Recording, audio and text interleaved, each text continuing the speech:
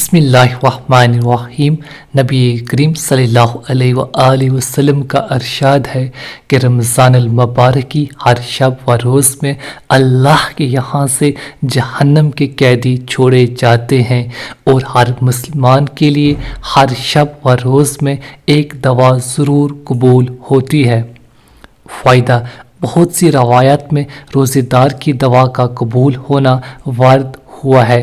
بعض روایات میں آتا ہے کہ افطار کے وقت دوا قبول ہوتی ہے، مگر ہم لوگ اس وقت کھانے پر اس طرح گرتے ہیں کہ دوا مانگنے کی تو کہاں فرصت، خود افطار کی دوا بھی یاد نہیں رہتی۔ افطار کی مشہور دعا۔ ترجمہ: اے اللہ، تیرے ہی لیے روزہ رکھا اور تجھ ہی پر ایمان لایا ہوں، اور تجھ ہی پر بھروسہ ہے، تیرے ہی رزق سے افطار کرتا ہوں۔ احادیث کی کتابوں میں یہ دعا مختصر ملتی ہے۔ حضرت عبداللہ بن عمرو بن عاص رضی اللہ عنہ افطار کے وقت یہ دعا کرتے تھے۔ ترجمہ: اے اللہ، تیری اس رحمت کے صدقے جو ہر چیز کو شامل ہے، یہ مانگتا ہوں کہ تو میری مغفرت فرما دے۔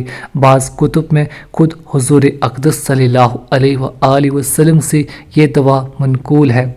ترجمہ: اے وسیع عطا والے، میری مغفرت فرما۔ اور بھی متعدد دعائیں روایات میں وارد ہوئی ہیں، مگر کسی دعا کی تخصیص نہیں۔ اجابت دعا کا وقت ہے، اپنی اپنی ضروریات کے لیے دعا فرمائیں۔ یاد آ جائے تو اس سیاہ کار کو بھی شامل فرما لیں کہ سائل ہوں اور سائل کا حق ہوتا ہے۔